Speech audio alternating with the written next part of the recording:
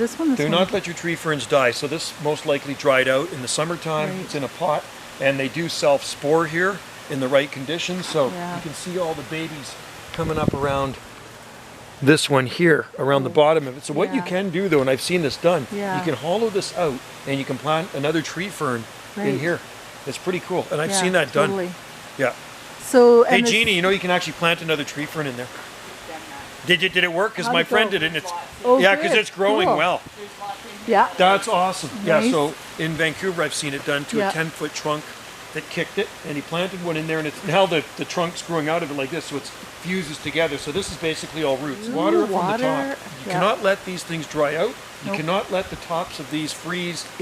Where the inner crown. The inner crown is the most tender part of the tree fern. If that freezes, your tree fern is toast, and that's too bad. It's a shame. Inner crown, the heart. The heart of the fern. Dicksonia fibrosa, scrosa, and Dicksonia antarctica in there. So lovely these plant. are all tree ferns. All tree ferns. Look at these ones here. It's like a jungle in here. Oh, here's some younger ones. These are different ones. This is a different variety. Okay, so Jeannie pulled this one out. This is one that they planted another one. Cool, hey? That's not a Dicksonia antarctica trunk. Look at that. That's a scrosa. Wow. And you've got a Dicksonia antarctica in there. Wow, that is great. Like super cool, man. And we've done it with the fibrosas too. You just got to keep them watered well. Yeah. Hey. So that's a Dicksonia antarctica on a fibrosa. Hey.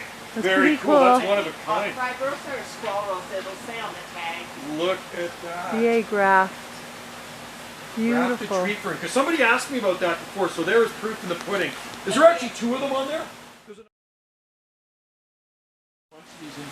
So there's two types of ferns here. So this trunk right here, so that happens when they dry out in our summers, you're going to graft another one onto the top of that one. So which one is this one on top? Dicksonia antarctica on top, which is a Tasmanian tree fern, and then there's Dicksonia scrosa or fibrosa on the bottom. So this bottom one died. It dried out probably in the summer months, and then it is actually shooting out to the side. But then they grafted, top graft, a Dicksonia antarctica onto the fibrosa trunk. So you got two ferns in one. That's pretty cool. Try that, folks. Just come to Fraser Thimble Farms and buy one. Cheers. Thanks. They more look like the Australian ones, but and then we got olive trees. There's bay trees. Beautiful. It's a pretty exotic place. There's lots of baby tree ferns over there. They start from spore. Yeah, cordy lines. We have a lot of tree ferns in there. There's a big butia palm back there. See it up against the wall. Anyway, visit Fraser Thimble Farms. It's a good nursery on Salt Spring Island. Thanks for watching. Cheers.